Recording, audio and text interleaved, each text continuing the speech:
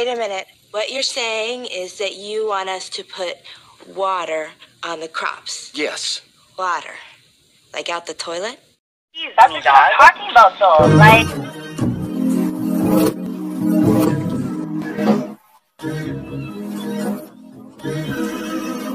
Virginia is being seen as a barometer for which way America will swing in 2022.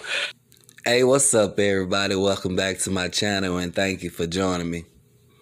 First off, I want to say how much I don't like Whoopi Goldberg. If you've been on my channel long enough, you know I can't stand nobody on The View. I think this liberal show should be off the air. But since it's not, we just go talk about it. Today you got Condoleezza Rice on The View. The View is a liberal show full of liberal retards, and we're going to see how Miss Condoleezza Rice fares against these cackling ass women who know what their mind tells them but want to make people believe something that's not there. So Whoopi Goldberg giggle and shit like she don't know what we about to talk about. Let's go. In the midterms, and one of the key issues up for debate is how much of a voice parents should have in their child's school curriculum, especially when it comes to subjects like sex education and critical race theory. When it comes to sex education, that should not be in schools.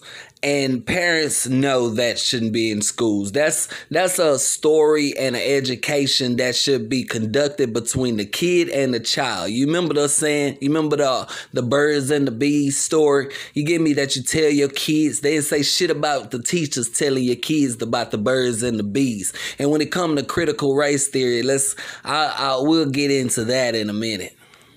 I thought they didn't teach critical race theory until they went to, like, law school or something. That's right.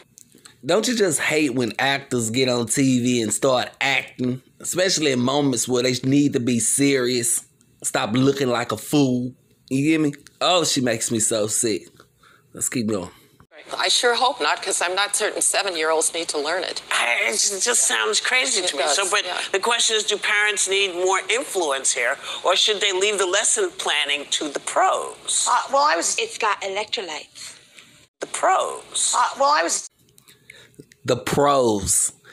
These teachers nowadays that they put in classrooms are not pros. They didn't go to some super high college that taught everything. They went to these stupid community colleges or something like that. Now, I'm not trying to talk bad about teachers, but a lot of teachers out there are just there to get a paycheck. They are not teachers in the mind. They're just substitute people. You get the pros.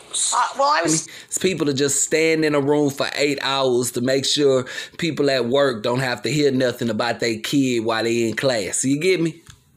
The pros. I was a teacher, and there is a curriculum that teachers follow, and it's studied by supposedly experts. The pros. I have a lot of education credits because you learn how to teach, and you learn your subject. The pros. Your subject. So you can't really pit that up against a parent who just is annoyed that you're teaching, To Kill a Mockingbird or whatever the curriculum. She picks To Kill a Mockingbird. Why does she pick that book out of anything else? This is a white woman who has read a lot of books, but all of a sudden To Kill a Mockingbird is the only thing that comes to mind with her. You know why? Because she needs that impact. She needs that impactful statement. To Kill a Mockingbird is a world-renowned book, and everybody knows that. And when you say To Kill a Mockingbird, you know that it has some type of racial implications behind it. So she has to get the audience on her side. She specifically says that book.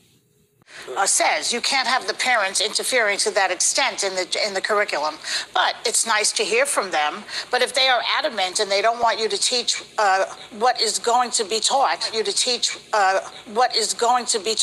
pros. They're going to have to homeschool their kids because it sounds very entitled that she would say that they're going to have to homeschool their kids, which means that if everybody took their kid out of school because they didn't like how the school was teaching them, no teacher would have a job. See how entitledly stupid she is? That's dumb. That's people forgot why people sent kids to school. This is not going to wash. Well, Joy Reid is on the teacher's side. She's bought and paid for. So anything come out of her mouth is geared towards the teachers are right. they're actually homeschooling them in increasing numbers. And I think that's a signal. First of all, parents ought to be involved in their children's Yes, they education. should. You to teach what is going to be taught. It's got electrolytes. Yes, they should. Education. Their children are in school 7 hours. That's a very formative period. And I think parents ought to have a say. We used to have parent-teacher conferences. We used to have PTAs. There are lots of ways for parents to be involved, and they should be. The pros. So I'm not a super fan of Condoleezza Rice. I'm not even gonna lie. I've been Democrat all my life. I just recently stopped caring about them, and because I was a Democrat, she was always told to us that she was a traitor. You know, we always believed that Condoleezza Rice was a traitor. In all honesty, I'm still not sure. I just know that at this moment, she sounds like she's making a lot of sense. You get me? So without my Democratic mindset, I'm giving her a chance to speak. But if I could take a moment to talk about the whole issue of critical race theory and what is and is not being taught. I come out of an academic institution, and this is something that academics debate, what is the role of race and so forth. And let me be very clear. I grew up in segregated Birmingham, Alabama. I couldn't go to a movie theater or to a restaurant with my parents.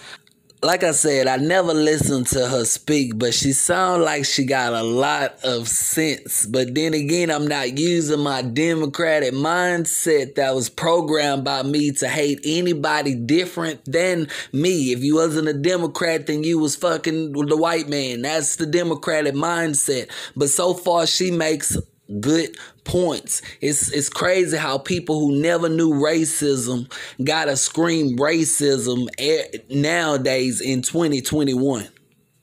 I went to segregated schools till we moved to Denver.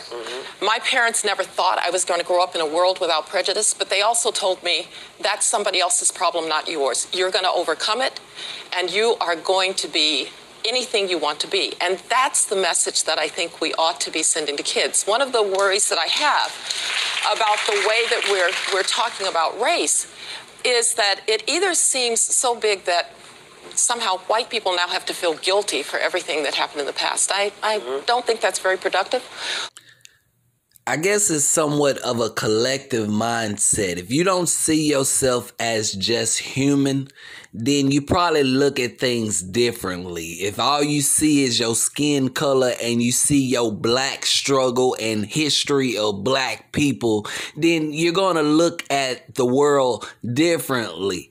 I see us as human beings, and throughout history, somebody has suffered, and we've always moved forward, we've learned from it, and we tried not to repeat the process, or we tried to get better at preventing things like this from happening. What she mean is almost like you took the lesson of slavery, and now you want to practice it yourself.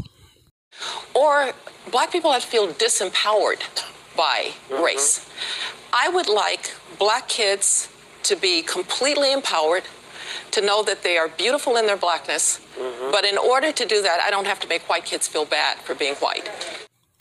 So far, this has gone better than I expected.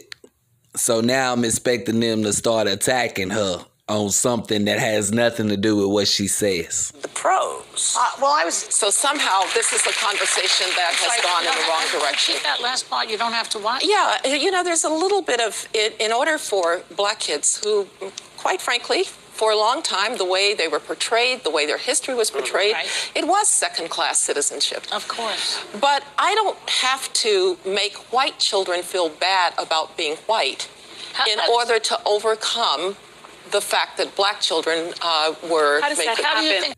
So I understood what she said loud and clear. You don't have to make white people feel bad for being white just to make yourself feel good for being black. Well, I have a couple examples here, actually. Yeah. In Cupertino, California, in an elementary school, third graders are instructed to rank themselves based on their power and their privilege. California's Department of Education is proposing to eliminate opportunities for accelerated math in the name of equity. In Greenwich, a white bias survey is handed out to 7th grade English class. A New York private school is separating by race, gender, and ethnicity. White identifying group met with a white consultant who displayed a slide that named supposed characteristics of white supremacy. An equity statement from the school district of Palm Beach County outlined the initiative dismantling structures rooted in white advantage. It's happening across the country.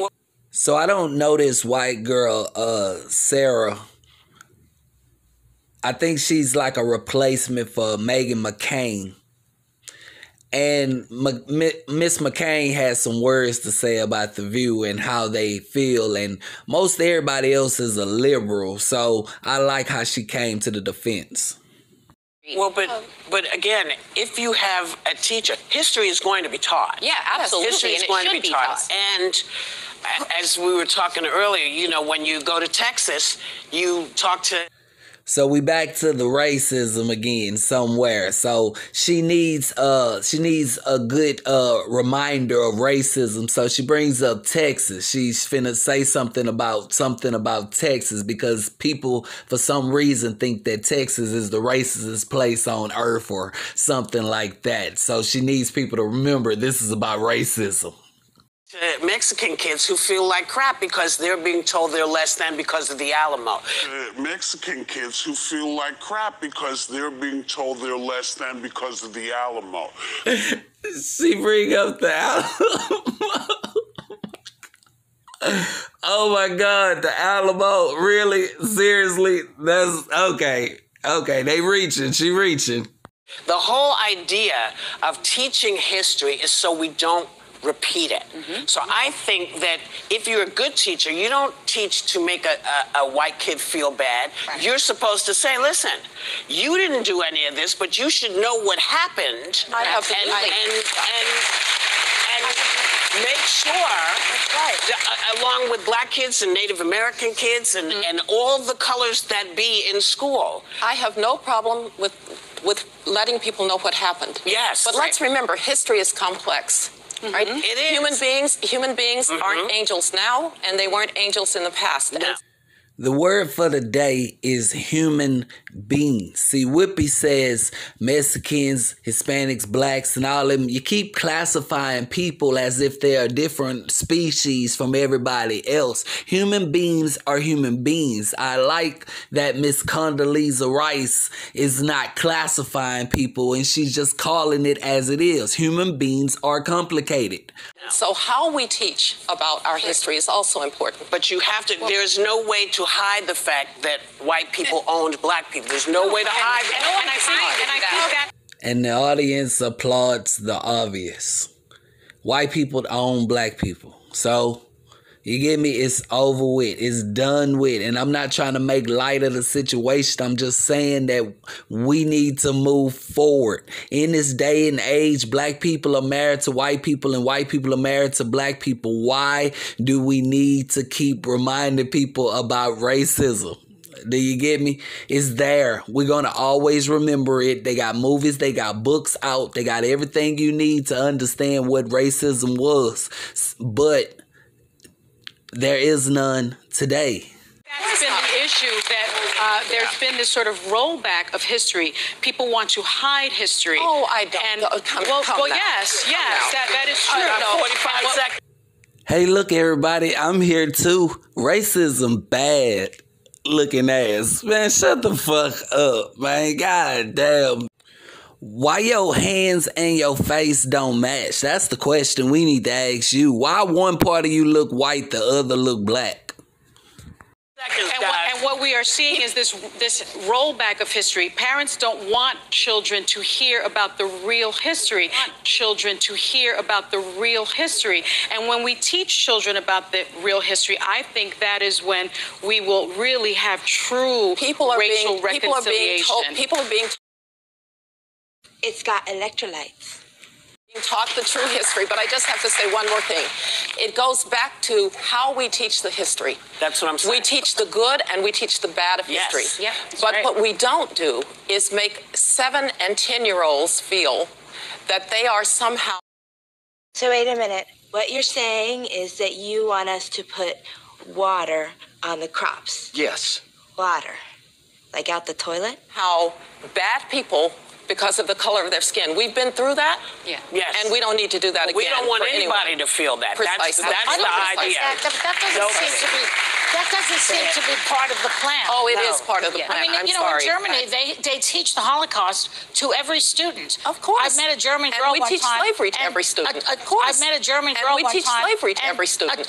It's got electrolytes.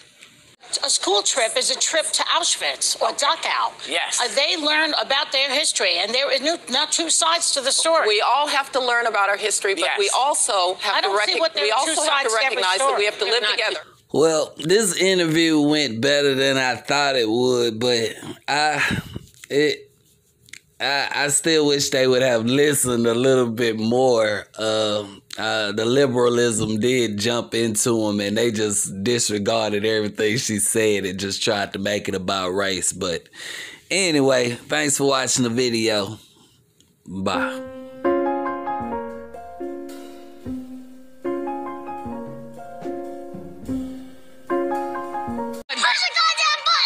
It's got electrolytes.